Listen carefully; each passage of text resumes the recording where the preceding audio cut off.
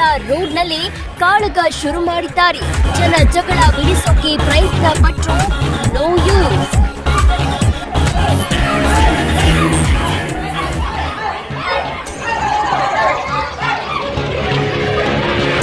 ಈ ಗಲಾಟೆ ಮಾತ್ರ ನಿಂತಿಲ್ಲ.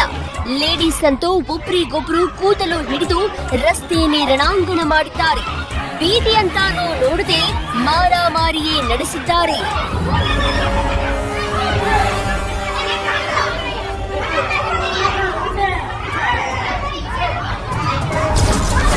ಬೀದಿಯಲ್ಲಿ ನಡೆಯಿತು ದೇಗುಲ ದಂಗಲ್.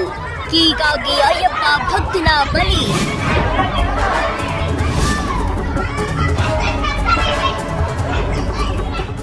ದೇಗುಲದ ಕೀಗಾಗಿ ನಡೆದ ದಂಗಲಿದು.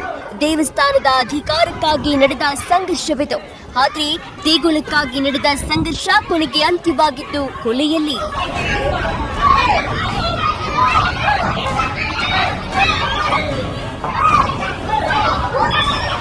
ಹೌದು, ಈ ಫೋಟೋದಲ್ಲಿ ನೋಡಿದ್ರಲ್ಲ, ಇದೇ ವ್ಯಕ್ತಿಯ ಪ್ರಾಣ ದೇಗುಲ ದಂಗಲ್ಗಾಗಿ ಬಲಿಯಾಗಿದೆ. ಅಷ್ಟಕ್ಕೂ ಇಲ್ಲಿ ಕೊಲೆಯಾಗಿರುವ ವ್ಯಕ್ತಿ ಹೆಸರು ರಾಜ ಅಂತ. ಬೆಂಗಳೂರಿನ ಶ್ರೀರಾಂಪುರದ ನಿವಾಸಿ ಈ ರಾಜಾಗೂ ಹಾಗೂ ಇದೇ ಏರಿಯಾದ ಶೇಖರ್ ಮತ್ತು ಬೂಜಿ ಅನ್ನೋರಿಗೆ ಅಯ್ಯಪ್ಪ ಸ್ವಾಮಿ ದೇವಸ್ಥಾನದ ವಿಚಾರವಾಗಿ ಜಗಳ ಆಗಿರುತ್ತೆ. ಏರಿಯಾದಲ್ಲಿನ ಅಯ್ಯಪ್ಪ ಸ್ವಾಮಿ ಟ್ರಸ್ಟ್ ಸಂಬಂಧ ಗಲಾಟೆ ನಡೆದಿರುತ್ತೆ. ಟ್ರಸ್ಟ್ ಬಿಟ್ಟು ಕೊಡುವಂತೆ ಈ ಶೇಖರ್ ಮತ್ತು ಬೂಜಿ ಜಗಳ ಮಾಡಿರ್ತಾರೆ.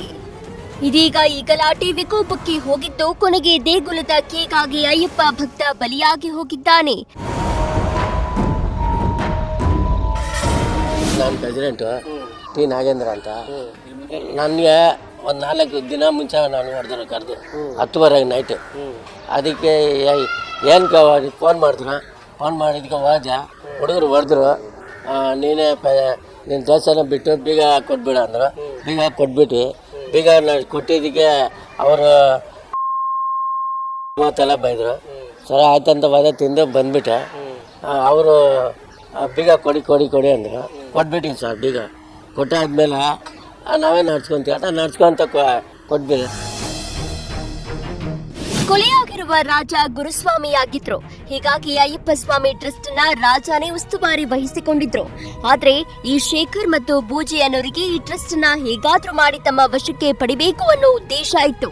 ಹೀಗಾಗಿ ಪದೇ ಪದೇ ರಾಜ ಜೊತೆ ಜಗಳ ಮಾಡುವುದು, ಹಲ್ಲೆ ಮಾಡುವುದು ಮಾಡ್ತಾ ಇದ್ರಂತೆ. ಪೊಲೀಸರೇ ಈ ಗಲಾಟೆಯನ್ನ ಬಗೆಹರಿಸಿದ್ರು. ಆದ್ರೆ ಫೆಬ್ರವರಿ 8ರಂದು ಮತ್ತೆ ದೇವಸ್ಥಾನದ ಬೀಗದ ಕೀ ಕೊಡುವಂತೆ 4-5 ಜನರ ಗುಂಪು ಗಲಾಟೆ ಶುರು ಮಾಡಿದ್ದು ಮಾತಿಗೆ ಮಾತು ಬೆಳೆದು ಗಲಾಟೆ ವಿಕೋಪಕ್ಕೆ ತಿರುಗಿದೆ. ಇದರಿಂದಾಗಿ 4-5 ಜನರು ಸೇರಿ ಟಿ ರಾಜ ಮೇಲೆ ಹಲ್ಲೆ ಮಾಡಿದ್ದಾರೆ. ಬಳಿಕ ರಾಜನನ್ನ ಅಪೋಲೋ ಆಸ್ಪತ್ರೆಗೆ ದಾಖಲಿಸಿದ್ರು. ಆದ್ರೆ ಆಸ್ಪತ್ರೆಗೆ ಹೋಗ್ತಾ ಇದ್ದಂತೆ ಮಾರ್ಗ ಮಧ್ಯೆ ರಾಜ ಸಾವನ್ನಪ್ಪಿದ್ದಾರೆ.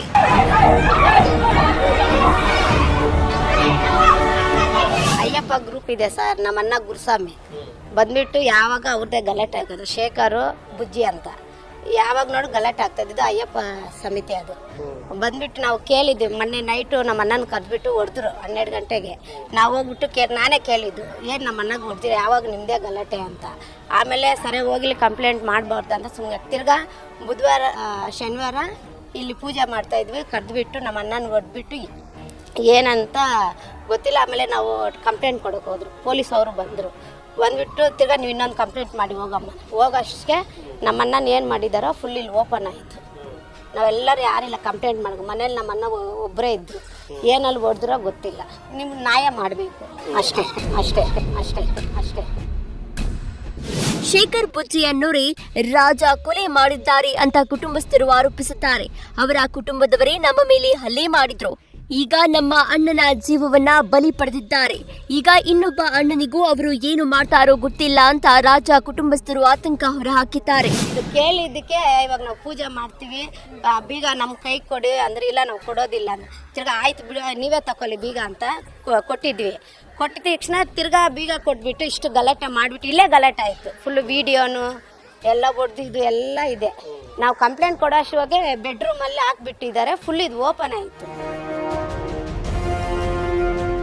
ಇಷ್ಟೆಲ್ಲ ನಡೆದರೂ ಪೊಲೀಸರು ಯಾವುದೇ ಕಂಪ್ಲೇಂಟ್ ಕೂಡ ದಾಖಲಿಸಿಕೊಂಡಿಲ್ಲ. ಎಲ್ಲ ಕಾರ್ಯ ಮುಗಿದ ಮೇಲೆ ಕಂಪ್ಲೇಂಟ್ ಕೊಡಬೇಕು ಅಂತ ಕುಟುಂಬಸ್ಥರು ಕಾಯ್ತಾ ಇದ್ರು. ಆದ್ರೆ ಪೊಲೀಸರು ಮಾತ್ರ ಈ ಬಗ್ಗೆ ಮಾಹಿತಿ ಕೂಡ ಕೇಳಿಲ್ಲ.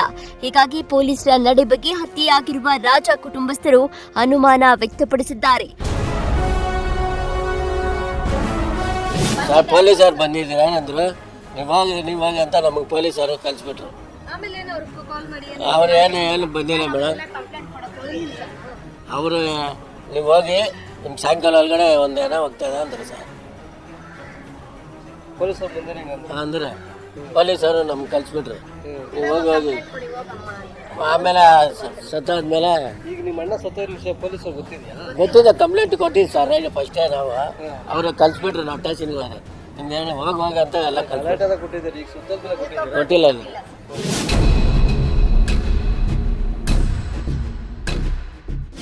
ಒಟ್ನಲ್ಲಿ ದೇವಸ್ಥಾನದ ಬೀಗದ ಕೀಗಾಗಿ ನಡೆದ ಜಗಳ ಕೊಲೆಯಲ್ಲಿ ಅಂತ್ಯ ಕಂಡಿದೆ. ಈಗಾಗಲೇ ಒಬ್ಬ ಅಣ್ಣನ ಜೀವ ಕಳ್ಕೊಂಡಿರುವ ಕುಟುಂಬದವರು ಇನ್ನೊಬ್ಬ ಅಣ್ಣನಿಗೆ ಏನಾಗುತ್ತೋ ಏನೋ ಅನ್ನೋ ಭಯದಲ್ಲಿದ್ದಾರೆ. ಆದ್ರೆ ಇಷ್ಟೆಲ್ಲ ನಡೆದರೂ ಪೊಲೀಸರು ಸೈಲೆಂಟ್ ಆಗಿರೋದು ಅನುಮಾನಕ್ಕೆ ಕಾರಣವಾಗಿದ್ದಂತೂ ಸುಳ್ಳಲ್ಲ.